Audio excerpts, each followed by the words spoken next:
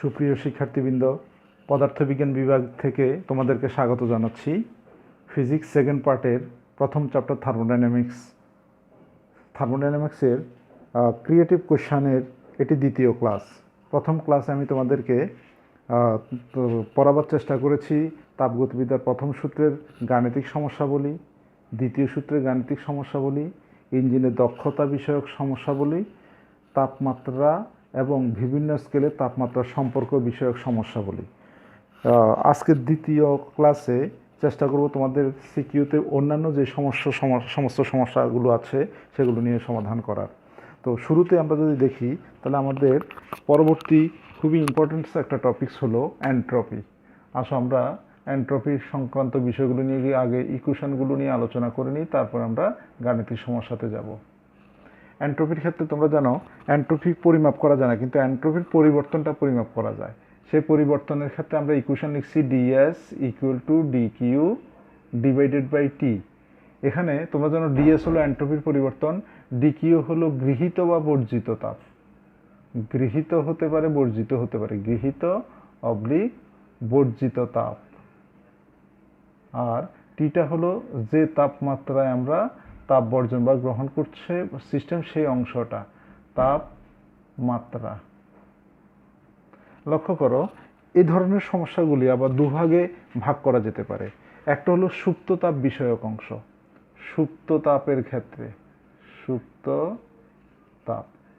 তাপ বিষয়ক অংশে তোমরা জানো যে দু ধরনের ভাগ আছে। একটা হলো বরফ গলনের আপেক্ষিক সুপ্ততাপ, আর একটা হলো পানি বাষ্পীভবনের আপেক্ষিক সুপ্ততাপ। এখন উদ্দীপক দেখে কিভাবে চিনবে যে এগুলো সুপ্ততাপের প্রশ্ন? যেমন যদি বলা হয় যে বরফকে পানিতে 0 ডিগ্রি সেলসিয়াসের বরফ 0 ডিগ্রি সেলসিয়াসের পানিতে পরিণত করা, তাহলে 0 ডিগ্রি সেলসিয়াস বরফ 0 ডিগ্রি, অর্থাৎ তাপমাত্রা পরিবর্তন নাই। লক্ষ্য করো। আবার যদি বলা হয় 100 ডিগ্রি সেলসিয়াসের পানি 100 ডিগ্রি সেলসিয়াসের বাষ্পে পরিণত করা, তাহলে এই ক্ষেত্রেও দেখো তাপমাত্রার কোনো পরিবর্তন নেই। যখন তাপমাত্রা পরিবর্তন দেখবেন, অর্থাৎ প্রাথমিক ও শেষ তাপমাত্রা একই দেখবে, তখন বুঝবে যে সুপ্ত তাপের প্রশ্ন। এবং এই সুপ্ত তাপের ক্ষেত্রে আমরা সমীকরণটাকে সাজাবো DS equal to DQ divided by T. তো এই ডিকিউ ডিভাইডেড বাই টিকে আমরা M L F divided by T আকারে লিখতে পারি, বা DS equal to M L V divided by T আকারে লিখতে পারি। এখন প্রশ্ন হলো এলএফ কখন লিখবো? মনে রাখো যখন 0 ডিগ্রি সেলসিয়াস থেকে 0 ডিগ্রি সেলসিয়াসের কথা বলা হয়, অর্থাৎ বরফ গলনের আপেক্ষিক সুপ্ততাপের ক্ষেত্রে, সেই ক্ষেত্রে আমরা লিখব কি? বরফ গলনের আপেক্ষিক সুপ্ততাপ। বরফ গলনের আপেক্ষিক সুপ্ততাপ। এখন তোমাদের হাতে ভর আগেই দেওয়া থাকবে, এলএফ এর মানটা দেওয়া থাকতেও পারে, নাও থাকতে পারে, মুখস্থ রাখার চেষ্টা করবা। 3.36 ইন্টু 10⁵ জুল পার কেলভিন। অপরদিকে এটা হলো বাষ্পীভবনের সুপ্ততাপ। বাষ্পীভবনের সুপ্ততাপ, এই অংশটাকে আমরা এলভি আকারে লিখব, এবং তার মানও মনে রাখার চেষ্টা করব। 2.26 ইন্টু 10⁶ জুল পার কেলভিন। এই দুইটা অংশ আমরা একটু মুখস্থ রাখার চেষ্টা করব। এই হলো প্রথম স্টেপ। আমরা বলছি এই অঙ্কগুলো দুইটা স্টেপে হয়। এটা হলো আপেক্ষিক সুপ্ততাপ সংক্রান্ত বিষয়ক স্টেপ। পরবর্তীতে আসো যদি তাপমাত্রার পরিবর্তন ঘটে, যেমন বিষয়টাকে আমরা ওইভাবে দ্বিতীয় স্টেপে যদি এইভাবে দেখাই, লক্ষ্য করো তাপমাত্রার পরিবর্তন ঘটলে, আমি দ্বিতীয় স্টেপটাকে দ্বিতীয় স্টেপটাকে দেখাচ্ছি কি? তাপমাত্রার পরিবর্তন ঘটলে,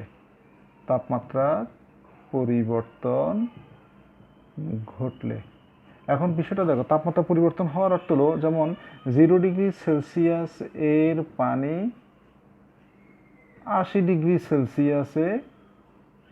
সেলসিয়াসে যেতে, অথবা বরফ হতে পারে যদি বলা হয় -10 ডিগ্রি সেলসিয়াস এর বরফ 0 ডিগ্রি সেলসিয়াস এর বরফে যেতে। তাহলে দেখো প্রাথমিক তাপমাত্রা, চূড়ান্ত তাপমাত্রা, দুইটা তাপমাত্রা ভিন্ন। যখনই তাপমাত্রা ভিন্ন আসবে তখনই আমরা এই ফর্মুলাটাকে সাজাবো DS equal to DQ by T এই আকারে। DS equal to DQ divided by T. যেহেতু এখানে দুইটা তাপমাত্রা আছে, সেই জন্য এখানে একটা ইন্টিগ্রেশন সাইন থাকবে, T1 থেকে T2। তো এই ফর্মুলাটাকে আমরা ম্যাথমেটিক্যালি প্রুভ করে আনতে পারি ms ln T2/T1। আমরা এই ফর্মুলাটাকে সাজাবো, এখানে তোমাদেরকে ম্যাথমেটিক্যালি থিওরি প্রকাশ করার দরকার নেই, সরাসরি এন্ট্রপির পরিবর্তন, তাপমাত্রার পরিবর্তন হলে ms ln T2/T1। তো এই যে ms ln T2/T1 এই পোর্শনটা আমরা করছি, এখানে T1টা হলো প্রাথমিক তাপমাত্রা এবং T2টা হলো শেষ তাপমাত্রা। এই ক্ষেত্রে হয়তো আমাদের মুখস্থ হিসেবে পানির বরফ গলনের আপেক্ষিক সুপ্ততাপ লাগতে পারে, অথবা বরফ গলনের আপেক্ষিক তাপ লাগতে পারে, পানির আপেক্ষিক তাপ লাগতে পারে, অথবা বরফের আপেক্ষিক তাপ লাগতে পারে। তো এই বিষয়গুলোর উপরে চলো আমরা একটা উদ্দীপক লিখে সেই উদ্দীপক অনুযায়ী করার চেষ্টা করি বা বোঝার চেষ্টা করি। প্রিয় শিক্ষার্থীবৃন্দ, দেখো আমাদের সিকিউ সেকেন্ড ক্লাসের প্রথম সিকিউ -10°C 1 কেজি বরফকে বাষ্পে পরিণত করতে এন্ট্রপির পরিবর্তন নির্ণয় করো। তাহলে দেখো এখানে আমাদের 4টা স্টেপ আসবে। আমাদের কেন 4টা স্টেপ? বরফ আছে -10°C, তাহলে -10°C বরফ তাপ গ্রহণ করে প্রথমে 0°C আসবে, আবার 0° বরফ 0° পানিতে যাবে, নেক্সট 0° পানিটা 100° পানিতে যাবে, এবং 100° পানিটা 100° বাষ্পে যাবে। এই 4টা স্টেপে আমরা এন্ট্রপির পরিবর্তন নির্ণয় করার চেষ্টা করব, যেখানে 2টি স্টেপ হবে সুপ্ততাপীয় সংক্রান্ত আর 2টি স্টেপ হবে তাপমাত্রার পরিবর্তন সংক্রান্ত, অর্থাৎ আপেক্ষিক তাপ দিয়ে। তাহলে আমরা প্রথমেই লিখে নিচ্ছি যে এই ক্ষেত্রে এন্ট্রপির পরিবর্তন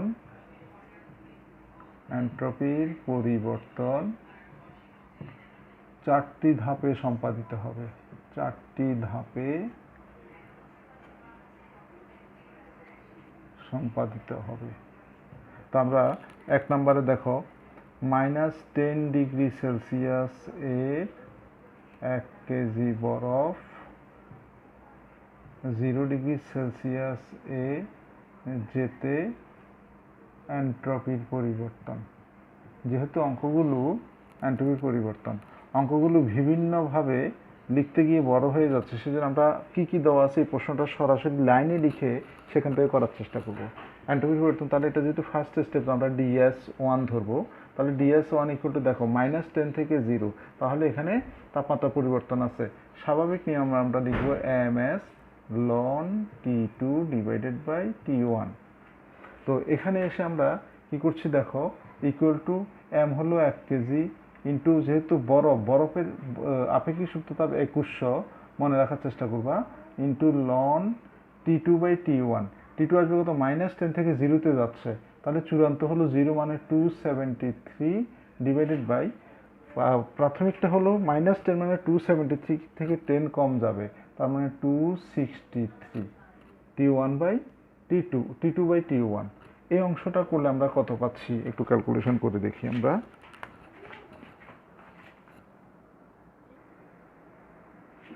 প্রিয় শিক্ষার্থীরা, এটা আসছে 78.36 78.36 জুল পার কেলভিন। স্টেপ 2-তে আসো। দ্বিতীয় স্টেপ হলো 0° বরফ থেকে বা 0° পানিতে যাবে, তাহলে 0°C এর 1 কেজি বরফ 0°C এর পানিতে যেতে এন্ট্রপির পরিবর্তন, এই কথাটা আর আমি লিখে নিই, তোমরা লিখে নিও। DS2 ইকুয়াল টু, তাহলে 0 থেকে 0, তাহলে এই অংশটা হবে mLF divided by T. mLF divided by T, যেহেতু m এর মান 1 কেজি, 1 ইন্টু LF এর মান হলো 3.36 10⁵ ডিভাইড বাই টি। 0 থেকে 0 মান হলো 273। তাহলে আমরা এখন যদি ক্যালকুলেশন করে নিই, 3.36 exponential of 5 ভাগ 273, তাহলে ইকুয়াল টু আসছে আমাদের হাতে 1230.78 1230.78 joule per kelvin. Third step আসো। থার্ড স্টেপে যদি আমরা দেখতে পাই, তাহলে থার্ড স্টেপে যাবে কোথায়? 0° পানিটা 100° পানিতে যাবে। 0°C এর পানি 100°C এ যেতে DS3 equal to ms ln T2/T1। তাহলে 1 ইন্টু, যেহেতু পানি চলে আসছে 4200 ইন্টু লন T2। T2 হলো যেখানে যাচ্ছে 100 ডিগ্রি সেলসিয়াস মানে 373। মনে রেখো আমরা সবসময় কেলভিন স্কেলে করবো টেম্পারেচারটা, আর ডিভাইডেড বাই 273। তাহলে এই অংশটা কত আসছে আমরা একটু দেখি। 373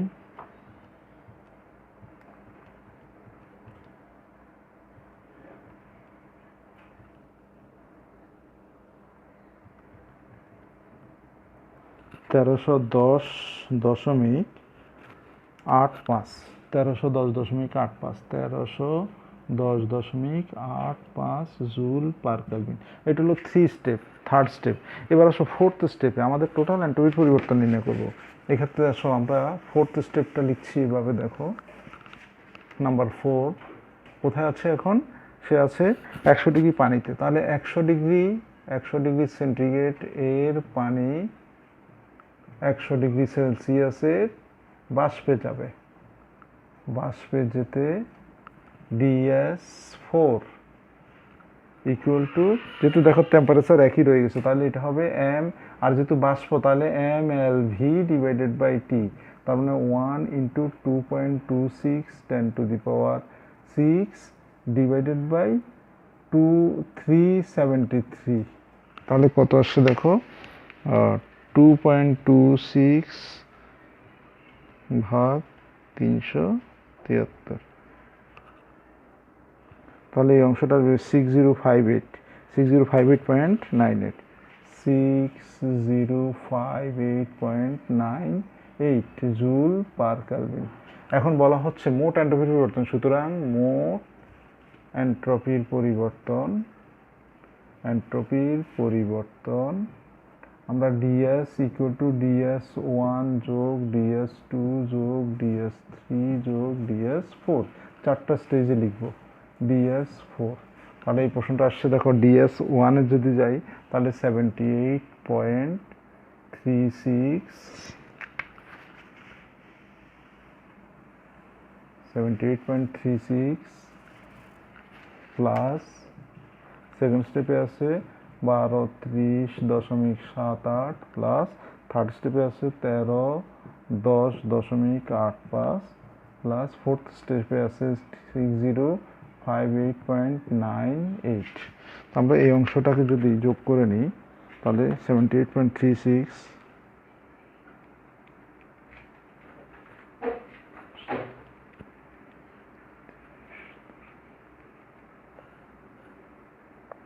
প্লাস 1310.85 1310.85 প্লাস 6058.98 টোটাল যোগ করলে 8678 equal to 8678.97 joule per kelvin. এই হলো আমাদের আনসার। তো যোগ বিয়োগে তোমরা একটু সতর্কতার সহিত করি। আমি এট এ টাইম যেহেতু করছি এবং ক্যালকুলেশনও করছি, আমার একটু ভুল থাকতে পারে, কিন্তু তোমাদের মেইন উদ্দেশ্য হবে প্রসিডিউরটা যেন ঠিকমতো বুঝতে পারো। আর আশা করি আমি যতদূর সম্ভব ভুলবিহীনভাবে করার চেষ্টা করব। তারপরেও যদি স্লিপ হয় তোমরা একটু ওই বিষয়গুলো কারেকশন করে দেখবে। আশা রাখছি এন্ট্রপির এই অংশটা বুঝেছো তোমরা। এন্ট্রপিতে এখন এই অংশগুলো আলাদা আলাদা ভাগ করে আসে। যেমন 0 ডিগ্রিতে তাপমাত্রার বরফ 10 ডিগ্রিতে নিতে 10 ডিগ্রি সেলসিয়াস পানিতে নিতে কত হয়, আংশিকভাবে করে, একটা 4টা স্টেপ করে না। তবে এখানে একটু লেংদি আরেকটা প্রসেস আছে, সেই মানে আরেকটা নিয়ম করা হয়, সেই নিয়মের একটা করে দিচ্ছি, তোমরা একটু দেখো, তাহলে মোটামুটি এই নিয়মের উপরে ক্লিয়ার হয়ে যাবে তোমাদের আইডিয়াগুলো। প্রিয় শিক্ষার্থীবৃন্দ, আমাদের দ্বিতীয় উদ্দীপকটির দিকে তাকাও। একই প্রসেসের, তবে একটু ভিন্ন নিয়ম। দেখো প্রথমে বলা হচ্ছে 0 ডিগ্রি সেলসিয়াসের 505 গ্রাম বরফ 47.5 ডিগ্রি সেলসিয়াসের 4.8 কেজি পানির সাথে মেশানো হলো। তাহলে একদিকে বরফ আরেকদিকে পানি মেশানো হলো। উদ্দীপক অনুযায়ী শুধু বরফ গলনের ফলে এন্ট্রপির পরিবর্তন বের করো। তাহলে দেখো প্রথম অংশটা মোটামুটি সংক্ষিপ্তভাবেই করা যাবে। ক নাম্বারের ক্ষেত্রে বলা আছে কি উদ্দীপক অনুযায়ী শুধু বরফ গলনের ফলে এন্ট্রপির পরিবর্তন বের করো। তাহলে দেখো তো বরফ আছে কি 0 ডিগ্রি সেলসিয়াসে 505 গ্রাম বরফ, সে শুধু গলে যাবে। তাহলে কয়ের আনসারটা আমরা লিখতে পারি কি 0 ডিগ্রি সেলসিয়াস এ 505 গ্রাম বরফ গলতে এন্ট্রপির পরিবর্তন।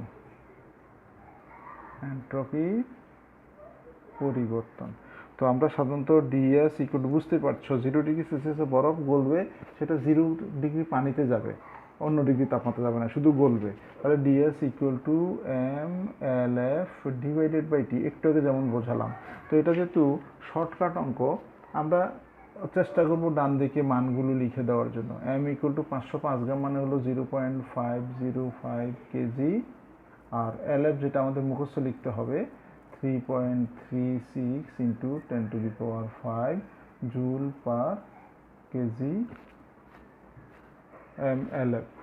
আর ডিএস ইকুয়াল টু হোয়াট, তাহলে আমরা কি পাচ্ছি 0.505 ইন্টু এখানে আসবে 3.36 10⁵ ডিভাইডেড বাই এখানে তাপমাত্রা 0° মানে হলো টি ইকুয়াল টু 0°C মানে 273 কেলভিন ডিভাইডেড বাই 273।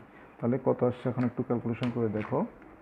এটা আসবে 3.36 এক্সপোনেনশিয়াল অফ 5 গুণ 0.505 ভাগ 273, এটা 621.54 equal to 621.54 joule per kelvin. আশা রাখছি এই অংশটা তোমরা, যেটা আগেই সাপোর্ট দেওয়া ছিল, এই অংশটা ক্লিয়ার বুঝতে পেরেছ। তো আমি প্রশ্নটাও মুছে দিচ্ছি এবং আনসারটাও মুছে দিচ্ছি। আমি ক্ষয়ে যেতে চাচ্ছি। ক্ষয়ের ক্ষেত্রে আসো। ক্ষয়ের ক্ষেত্রে নিশ্চয়ই আমরা দুই সাইড না লিখলেও হবে, কারণ এটা খুব লেংদি প্রসেস। দেখো লক্ষ্য করে এখানে কি বলছে, উদ্দীপকের আলোকে মোট এন্ট্রপির পরিবর্তন বের করো। তাহলে এন্ট্রপির পরিবর্তন হচ্ছে কি, সে 0° তাপমাত্রার বরফ প্রথমে 47° তাপমাত্রা পানির সাথে যখন মিশিয়ে দিচ্ছ, তখন বরফটা সাধারণত মাঝামাঝি একটা মিশ্রণের তাপমাত্রায় আসবে। সেই মিশ্রণের তাপমাত্রাটা দেওয়া নাই, যে মিশ্রণের তাপমাত্রা হবে 0°র চেয়ে বড়, 47.5° চেয়ে ছোট। এখন আমাদের প্রথম স্টেপেই মিশ্রণের তাপমাত্রাটা বের করতে হবে। সেজন্য আমরা চেষ্টা করব মিশ্রণের তাপমাত্রাটা ধরে নেওয়ার জন্য। তো শুরুতেই আসো, ধরি মিশ্রণের তাপমাত্রা, ধরি মিশ্রণের তাপমাত্রা। আমরা এটাকে সেলসিয়াস স্কেলে রাখারই চেষ্টা করব। তাপমাত্রা ইকুয়াল টু θ°C। তাহলে প্রথম উদ্দেশ্য হবে এন্ট্রপি বের করার জন্য থিটাটা বের করে নেওয়া। তাহলে থিটা বের করতে হলে দেখো তো, তাপ গ্রহণ কয় ধাপে হবে, 0°C থেকে 0° পানিতে যাবে, 0° পানি মিশ্রণে আসবে, আর অপরদিকে 47.5° পানিটা মিশ্রণ নেমে আসবে। তাহলে আমরা এখানে তিনটা স্টেপ বিবেচনা করবো। 1 নম্বর স্টেপ হলো 0°C এর 0.505 কেজি পানি 0°C এ যেতে গৃহীত তাপ, কারণ নিচ থেকে সে উপরে যাচ্ছে, গৃহীত তাপ, এটাকে আমরা Q1 দিতে পারি, বা dQ1 দাও, যেহেতু বারবার dQ লিখবো। dQ1 ইকুয়াল টু হবে, যেহেতু বরফ 0° বরফ পানিতে যাচ্ছে, 0° বরফ পানিতে যাবে, তাহলে এত কেজি বরফ, এত কেজি বরফ 0°C এর পানিতে যেতে, 0°C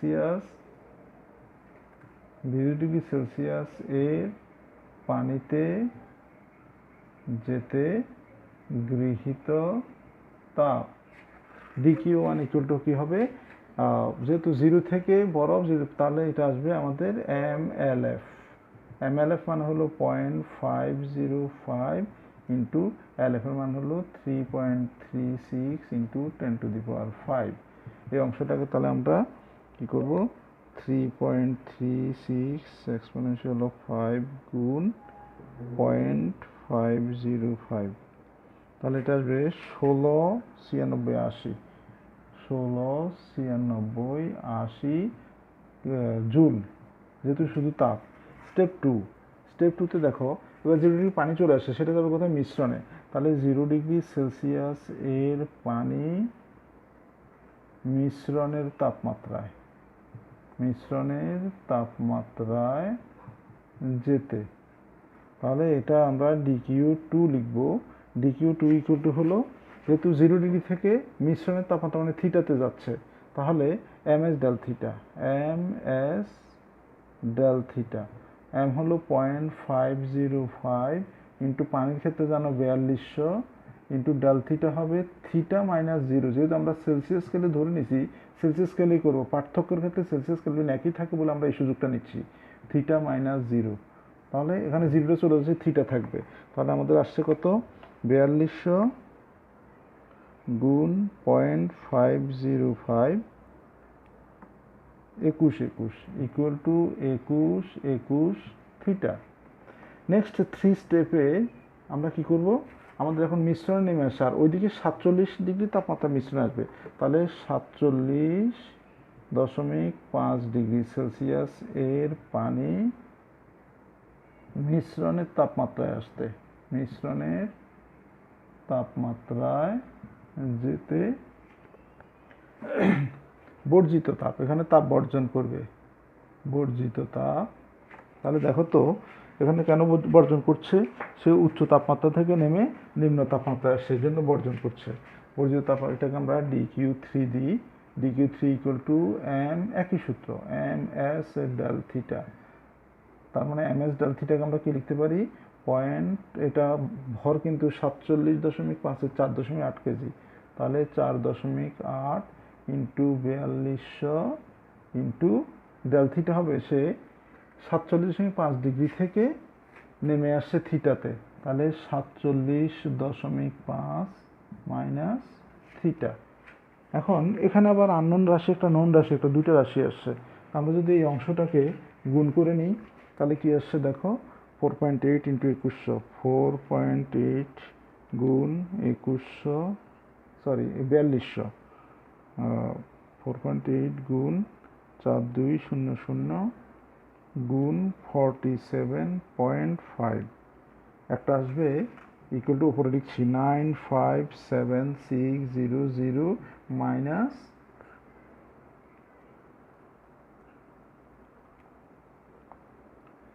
2160 থিটা, এই অংশ আসছে। এখন তোমরা তাপগতিবিদ্যা, তাপের মূলনীতি জানো, গৃহীত তাপ ইকুয়াল টু বর্জিত তাপ। তাহলে আমরা দেখো তো, সুতরাং মূলনীতি অনুযায়ী,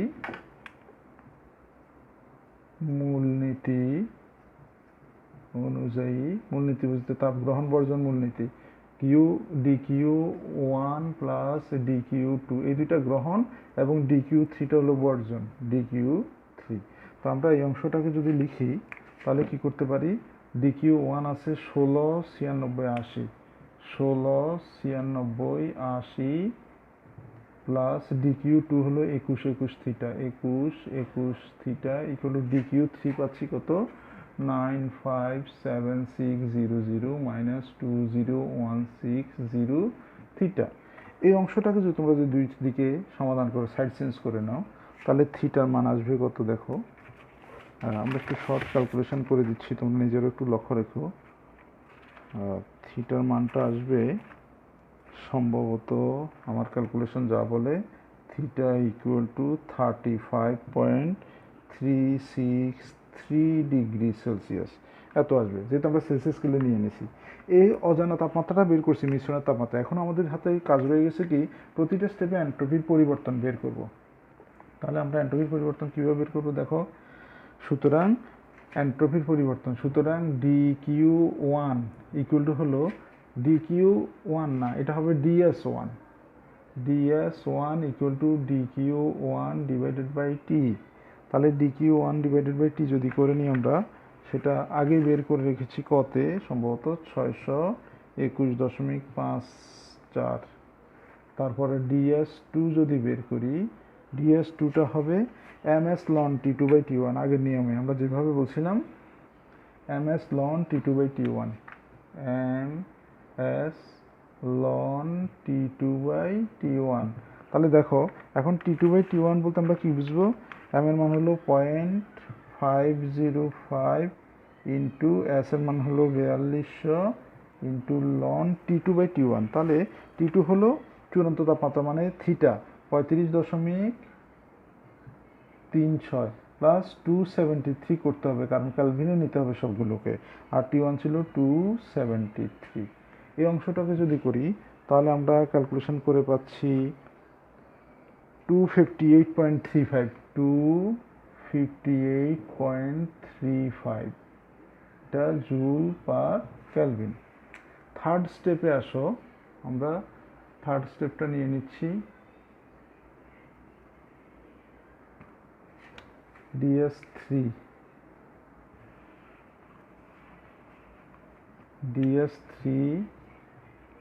ইকুয়াল টু হবে আবারও সেই একই ইকুয়েশন ms ln T2/T1। তাহলে ms ln T2/T1 মানে হলো 4.8 ইন্টু 4200 ইন্টু ln T2/T1, তার মানে সে প্রথমে ছিল 35 T2/T1। T2 হলো, তাহলে সে প্রাথমিক তাপমাত্রা কত ছিল? 47 থার্ড স্টেপ 47 তাপমাত্রা থেকে মিশ্রণ নেমে আসছে। তাহলে T1 ছিল তার 47 আর T2 ছিল 35। তাহলে উপরে যাবে 35.36 যোগ 273 ডিভাইড বাই নিচে যাবে 47.5 প্লাস 273। একটু সচেতন থাকবে T2/T1, তাহলে সে 47 থেকে নেমে আসছে 35, এই জন্য T2 পরেরটা, T1 আগেরটা। এই অংশটাকে যদি করি তাহলে এখানে রেজাল্ট আসবে -778.26 joule per kelvin, -778.26 joule per kelvin. তো এই অংশটা জুল পার কেলভিন এককগুলো দিও তোমরা। এই অংশটাতে তাহলে মোট এন্ট্রপির পরিবর্তন যদি বের করি, সুতরাং মোট এন্ট্রপির পরিবর্তন, মোট এন্ট্রপির পরিবর্তন DS ইকুয়াল টু DS1 যোগ DS2 যোগ DS3। এই তিনটাকে যদি আমরা যোগ করে দিই তাহলে দেখো DS1 2 3 এই তিনটাকে যোগ করার পর আমাদের হাতে আসবে 101.611 জুল পার কেলভিন। আমাদের আনসার হবে এখানে। তাহলে চারটা স্টেপে এন্ট্রপি একটা ইম্পর্টেন্ট টপিকস এবং সেখানে অবশ্যই জটিলতা থাকে। এই জটিলতাগুলো অ্যাভয়েড করার জন্য আমি এন্ট্রপির দুইটা ইকুয়েশন বা দুইটা নিয়মই করে দেখিয়েছি। তোমরা এগুলো একটু সতর্কতার সহিত ক্যালকুলেশন না করলে এখানে ভুল হওয়ার সম্ভাবনা থাকে। তো আশা রাখছি এই অংশটা বুঝছো। চলো আমরা পরবর্তী স্টেপে যাই। প্রিয় শিক্ষার্থীবৃন্দ, 3 নম্বর সিকিউতে আসো। এখানে আমাদের এই অংশটা রেফ্রিজারেটরের বা ফ্রিজ আমরা যেটাকে বলি, হিমায়ক যেটাকে বাংলা বলা হয়, রেফ্রিজারেটরের কার্যকৃত সহগ সংক্রান্ত বিষয়ক। তো রেফ্রিজারেটরের ক্ষেত্রে তোমরা জানো কার্যকৃত সহগকে কে দ্বারা লেখা হয়, আর রেফ্রিজারেটর সবসময় ঠান্ডা প্রকোষ্ঠ হতে তাপ গ্রহণ করে বাইরে মানে উচ্চ তাপমাত্রায় তাপ বর্জন ঘটায়। তো এখানে প্রশ্নটার দিকে একটু তাকাও। রেফ্রিজারেটরের কার্যকৃত সহগ 4.6 এবং ঠান্ডা প্রকোষ্ঠ হতে প্রতি চক্রে 250 জুল তাপ অপসারণ করে। প্রতি চক্র পরিচালনায় কত কাজ সরবরাহ করতে হবে, অর্থাৎ সে যে প্রতি চক্রে 4.6কে সম্পন্ন রেফ্রিজারেটর প্রতি চক্রে 250 জুল তাপ অপসারণ করে, তাহলে প্রতি চক্রে তার কাজের পরিমাণটা কত হবে সেটা বের করার চেষ্টা করব আমরা। তো এখানে লক্ষ্য করো, আমরা এই অঙ্কগুলো অবশ্য থিওরি যদি তোমাদের মনে থাকে, কার্যকৃত সহগের একটা প্রশ্ন ছিল আমাদের, মানে রাশিমালা ছিল কার্যকৃত সহগ K equal to Q1 divided by W। এখন Q1 কি, K কি? এই যে কার্যকৃত সহগ K ইকুয়াল টু 4.6, আর প্রতি চক্রে সে যে পরিমাণ তাপ অপসারণ করে, ওখানে লেখা আছে ঠান্ডা প্রকোষ্ঠতে প্রতি চক্রে 250 জুল তাপ অপসারণ করে। তাহলে ঠান্ডা প্রকোষ্ঠে অপসারিত তাপ, অপসারিত তাপ সবসময় ঠান্ডা প্রকোষ্ঠতে হবে, ঠান্ডা প্রকোষ্ঠ থেকে হবে, মনে রেখো। অপসারিত তাপ সেটাকে আমরা Q1 যদি লিখি 250 জুল, তাহলে আমাদেরকে বের করতে বলছে কাজ কত। এই যে কাজ W ইকুয়াল টু হোয়াট। তো খুব সহজ ইকুয়েশন। তুমি যদি এখানে Q1 এর মানটা বসিয়ে নাও 250 ডিভাইডেড বাই W এর মান হলো হোয়াট, W, আর K এর মান হলো 4.6। তাহলে W কি হচ্ছে 250 ডিভাইডেড বাই 4.6, সম্ভবত 54.35 জুল। এই হলো আনসার, শেষ হয়ে গেছে আমাদের। খুব সিম্পল ইকুয়েশন। লক্ষ্য করো রেফ্রিজারেটরের অঙ্কগুলো সহজ আছে, একটাই সমীকরণ।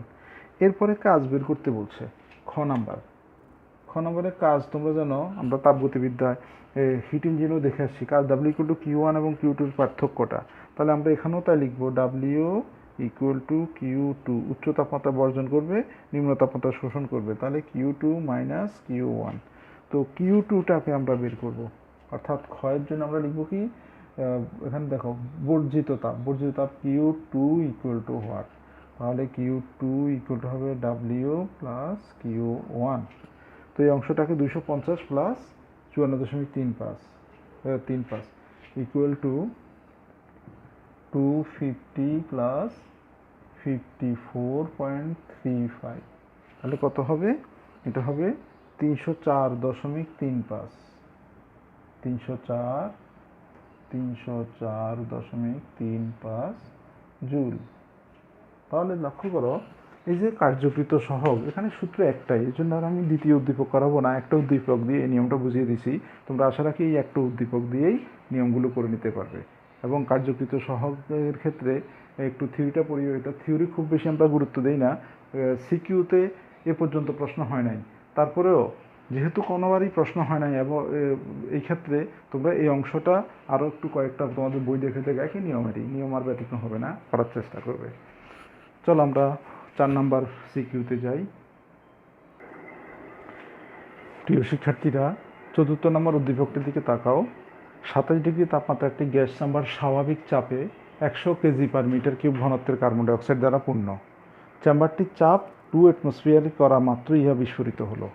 অর্থাৎ আগে চাপ ছিল স্বাভাবিক চাপ, যখনই তার চাপটা 2 অ্যাটমসফিয়ারে নেওয়া হয় তখনই ইহা বিস্ফোরিত হয়ে যায়। এখন বলছে ফেটে যাওয়ার পূর্বে তাপমাত্রা কত ছিল। এর আগে রুদ্ধতাপীয় প্রক্রিয়া বিভিন্ন সম্পর্কগুলো দেখাইছি আমি তোমাদেরকে, সেখানে তাপমাত্রা এবং চাপের সম্পর্কটা দেখাইনি। সাধারণত এই সম্পর্কটা দিয়ে অঙ্কগুলো কিছুটা জটিল হয়, সেজন্য এই অঙ্কটা নেওয়া তোমাদের উদ্দেশ্যে। আর দ্বিতীয়ত হলো গ্যাসের ঘনত্বের কী পরিবর্তন হবে এই অংশটা জানার জন্য, অর্থাৎ ঘনত্ব বাড়বে কি কমবে এটা জানার জন্য আমাদের তাপগতিবিদ্যায় পদার্থবিজ্ঞান প্রথম পত্রের 10ম অধ্যায় আদর্শ গ্যাস বা তাপো গ্যাস, ওই চ্যাপ্টার থেকে একটা সূত্র নিয়ে আসতে হবে, যেটা আমাদের এই চ্যাপ্টারে করা হয়নি।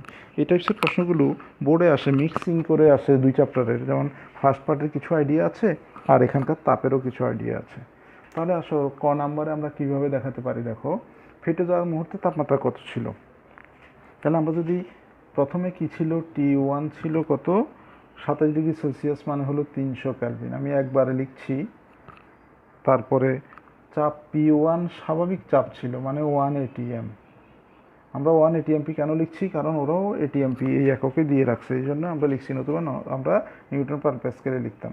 তাহলে P2 ছিল কত, 2 ATM, 2 ATMP। আমাদের T2 বের করতে হবে।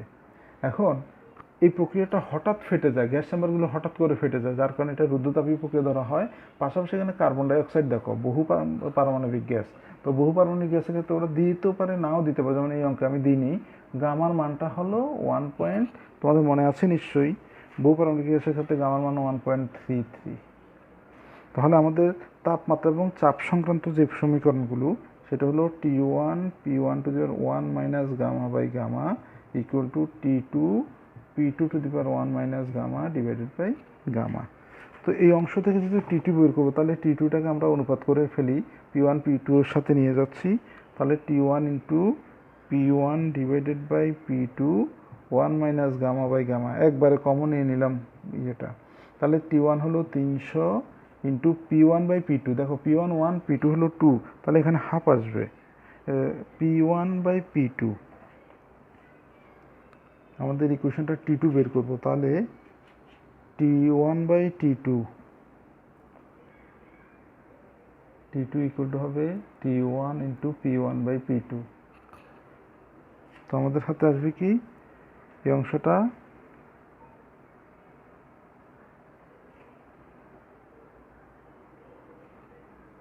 P1 1 ATM 1 বাই P2 এর মান হলো 2 into 1 minus 1.33 divided by 1.33।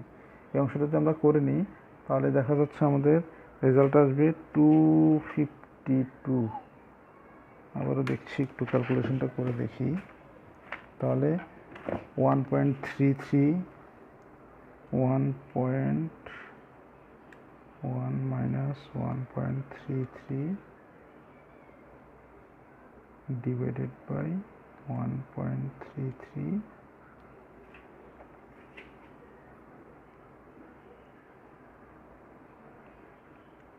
0.5 to the power answer গুণ 300, এটা আসছে 356 এটা আসবে 356.29, 356.29।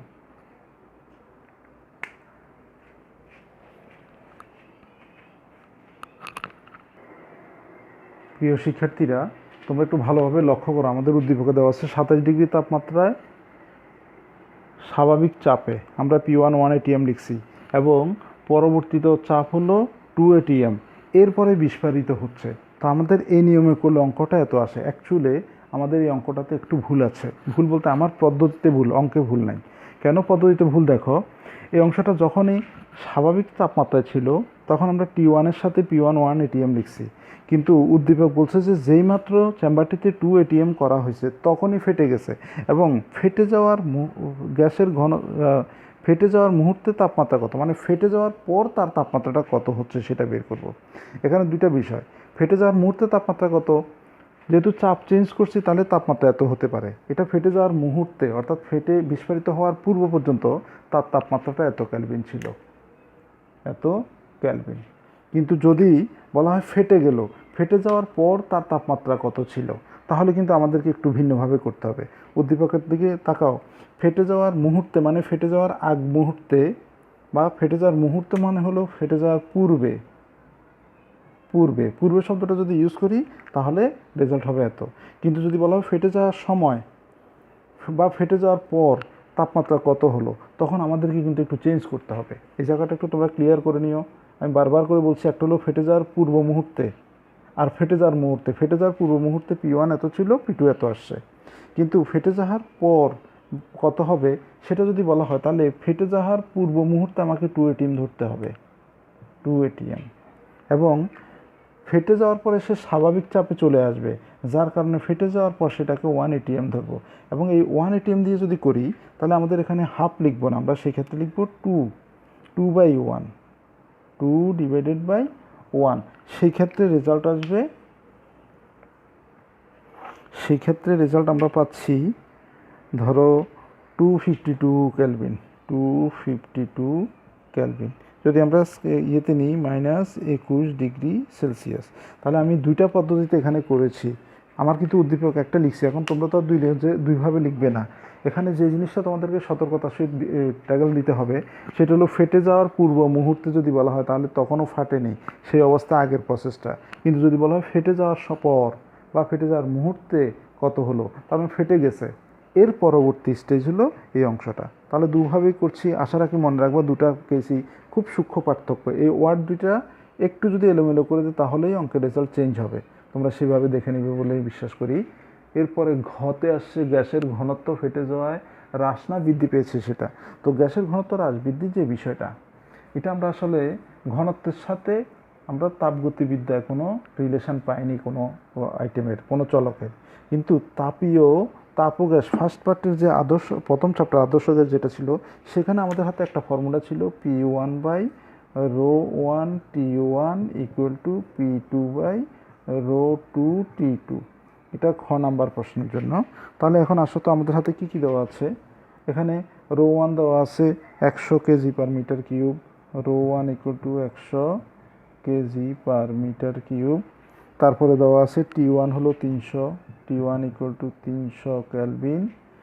ρ1 T1 P1 যদি নিই আমরা P1, তাহলে ফেটে যাওয়ার পরেই আমরা বিবেচনা করব ফেটে যাওয়ায়, তাহলে ফেটে যাওয়ার পূর্ব মুহূর্তে P1 ধরবো আমরা 2 ATM। তাহলে P2 কত হচ্ছে, স্বাভাবিক চাপে চলে আসবে, এটা হবে 1 ATM। এখানে দেখো স্পষ্ট ফেটে যাওয়ার পরের ঘটনা। তাহলে আমরা ρ2টা বের করব, T2 কত, T2 আমরা ক থেকে পাচ্ছিলাম এর আগে যেটা জাস্ট ফেটে যাওয়ার পর যে অংশটা বের করেছি সেটা ছিল 252 কেলভিন। গ হতে 252 কেলভিন, এটা হলো ক হতে।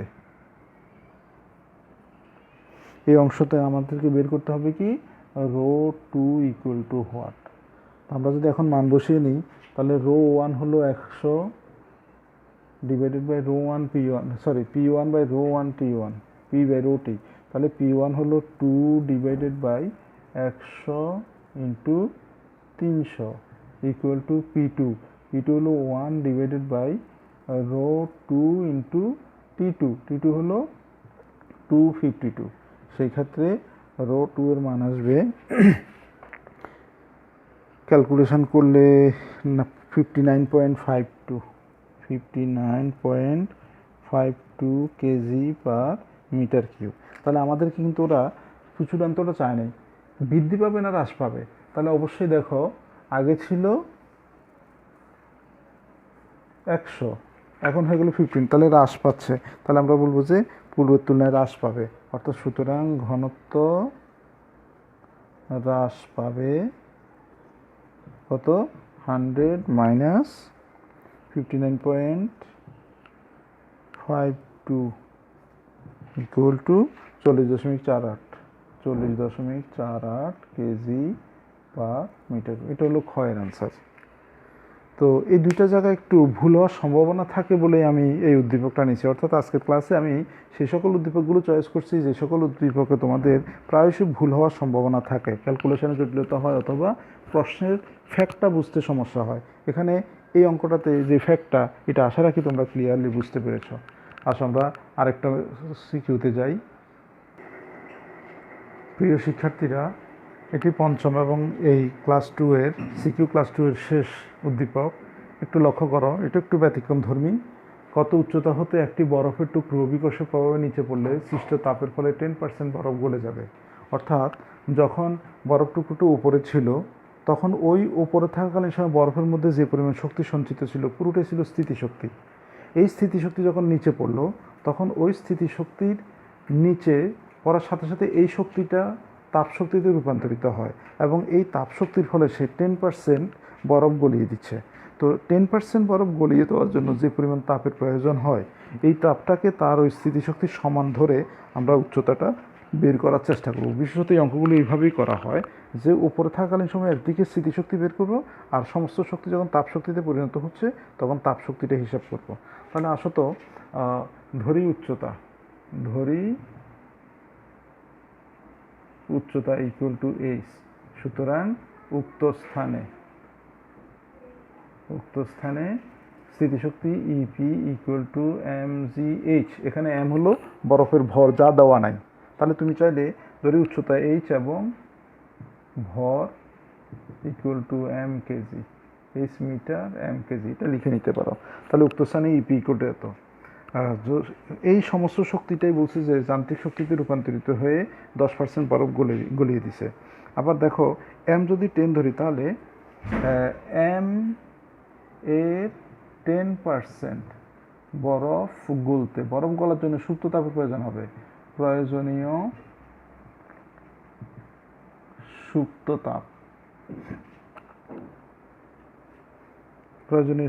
তাপ, বরফ বলতে প্রয়োজনীয় সুপ্ত তাপ যেটা, সেই সুপ্ত তাপটাকে আমরা কীভাবে লিখতে পারি? সুপ্ত তাপ ইকুয়াল টু আমরা লিখতে পারি 10% বরফ যেহেতু, তাহলে এম বাই 10% মানে 10/100, দ্যাট ইজ এম বাই 10। একবারে করছি, দেখো এম এর 10% মানে M into 10 divided by 100, M by 10, M into L F, বরফ গলনের সুপ্ত তাপে আজকে এন্ট্রপির অঙ্ক করিয়ে দেখেছি তোমাদেরকে, এল এফ। তাহলে এখন ওরা বলছে যে সমস্ত শক্তিটাই তাপশক্তিতে রূপান্তরিত হয়েছে। তাহলে আমরা শর্ত মতে এটা আর এটা সমান ধরে নিতে পারি। তো আমরা এই অংশে এসে দেখো, এক্ষেত্রে প্রশ্ন মতে M by 10 L F equal to M G H. তাহলে আমরা দুই দিক থেকে এম কেটে দিলে এল এফ এর মান তো আমাদের জানা আছে, এইচ ইকুয়াল টু হবে L F divided by 10 into G. তাহলে 3.36 10⁵ এই মানটা দেওয়া থাকতে পারে, আবার মুখস্থ লিখতে হতে পারে, ইন্টু 10 ইন্টু 9.8। আশা রাখছি এই প্রসেসটা বুঝছো। তাহলে আমরা যদি ক্যালকুলেশন করি তাহলে 3428.57 ইকুয়াল টু 3428.57 মিটার। এটা হবে আনসার। তো এই নিয়মেরও কিছু ব্যতিক্রম বলে অঙ্কটা করিয়েছি, এগুলো একটু ভালোভাবে তোমরা লক্ষ্য করার চেষ্টা করবা। আর সংক্রান্ত প্রশ্নগুলো মানে এই চ্যাপ্টারের 2টা সিকিউ দিয়ে তোমাদের মোটামুটি যতগুলো নিয়ম হতে পারে সবগুলো নিয়মে বোঝাবার চেষ্টা করেছি আমি। তোমরা এখন বই দেখে বাকি নিয়মগুলো করার চেষ্টা করলে আশা রাখি এর মধ্যে তোমরা পরীক্ষায় আনসার করতে পারবে। তো তোমাদের থার্মোডাইনামিক্সের থিওরি ক্লাসের পরে 2টা সিকিউ দিয়ে আমি তোমাদের সাথে মোটামুটি থার্মোডাইনামিক ক্লাসটা পরিপূর্ণভাবে শেষ করছি। তো তোমাদের জন্য শুভকামনা থাকলো, যেদিনে আমাদের স্বাভাবিক পরিস্থিতি হয় সেই পরিস্থিতি তোমাদের পরীক্ষা হবে, ক্লাস হবে, সেই ক্লাস পরীক্ষার আশাবাদ ব্যক্ত করে এবং তোমাদের উত্তরোত্তর সাফল্য কামনা করে আমি তাপগতিবিদ্যা সংক্রান্ত বিষয়ে পরিসমাপ্তি ঘটাচ্ছি। তোমরা সবাই ভালো থেকো, সুস্থ থেকো। ধন্যবাদ সবাইকে।